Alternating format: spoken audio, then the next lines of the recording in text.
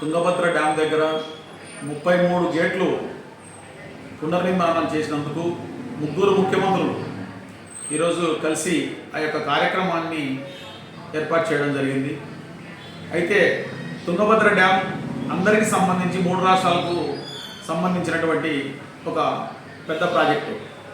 అక్కడ దాదాపుగా 33 టీఎంసీల పట్టని విధంగా పూడికి ఏర్పడిన విషయం గురించి అక్కడ చర్చలు జరిపినటువంటి ముఖ్యమంత్రి ఒక్కరు కాకుండా ఒకరు కూడా లేదు.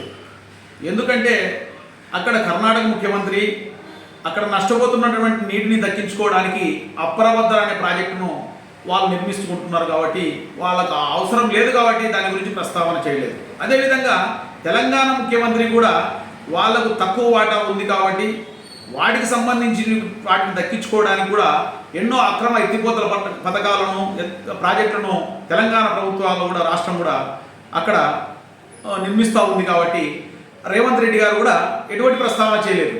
అయితే మన ఆంధ్రప్రదేశ్ రాష్ట్ర ముఖ్యమంత్రి చంద్రబాబు నాయుడు గారు ఎందుకు మాట్లాడలేదు? ఈరోజు ఎక్కడే కానీ తుంగభద్ర సమాంతర కాలువ గురించి కానీ ఆయన 2018లో శంకుస్థాపన చేసినటువంటి గుండ్రేవుల వేదవతి ప్రాజెక్టు గురించి కానీ అంటే శ్రీశైలంలో కూడా పూడికి ఏర్పడింది కదా, దాని విషయంలో కానీ రేవంత్ రెడ్డి గారు కలిసినప్పుడు ఏ విధంగా ముందుకు వెళ్దామనే విషయం కానీ ప్రస్తావన చేయకపోవడం అన్నది రాయలసీమ పశ్చిమ ప్రాంతాన్ని ఎడారి చేయడానికే కుట్ర జరుగుతోందన్న విషయాన్ని మనం బాగా అర్థమవుతా ఉంది.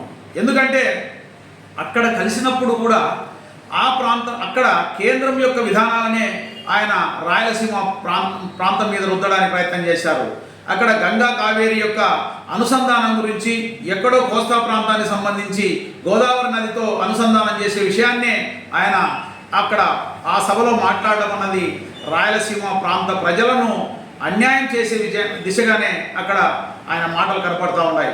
ఆయన సీఎం గారు ఎంత బాధ్యతగా మాట్లాడాల్సినటువంటి సభలో, ఎందుకంటే ముఖ్యంగా తుంగభద్ర సమాంతర కాలువ ద్వారా గ్రావిటీతో ఇన్ టైంలో నీళ్లు తెచ్చుకునే దానికి రాయలసీమ ప్రాంతానికి ఎంతో అవకాశంగా ఉంటుంది. ఎందుకంటే 32.5 టీఎంసీలు రావాల్సినటువంటి హెచ్ఎల్సి ఆయకట్టుకు ఏ రోజు కూడా 20 టీఎంసీలు కూడా నీళ్లు రావడం లేదు అన్న విషయం అందరికీ తెలుసు.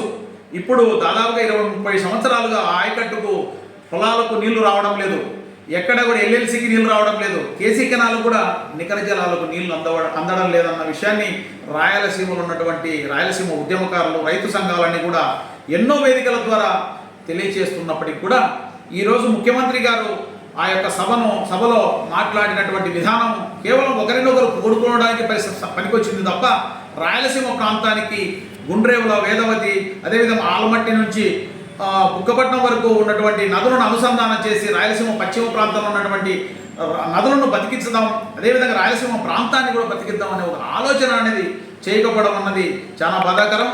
కేంద్రంలో కీలకంగా ఉన్నటువంటి చంద్రబాబు నాయుడు గారు ఏమాత్రం ప్రయత్నం చేయకోకుండా దేశంలోనే సీనియర్ ముఖ్యమంత్రిగా 4వసారి ముఖ్యమంత్రిగా ఇంత అన్యాయం చేస్తారని రాయలసీమ ప్రజలు భావించలేదు. కాబట్టి ఇప్పటికైనా చంద్రబాబు నాయుడు గారు రాయలసీమ ప్రాంతానికి ఉపయోగపడే పశ్చిమ ప్రాంతంలో ఉన్నటువంటి నదులను అనుసంధానం చేయడానికి ఒక జాతీయ ప్రాజెక్టును నిర్మించే విధంగా కేంద్రం దగ్గర మాట్లాడాలని సవినయంగా కోరుకుంటున్నాను.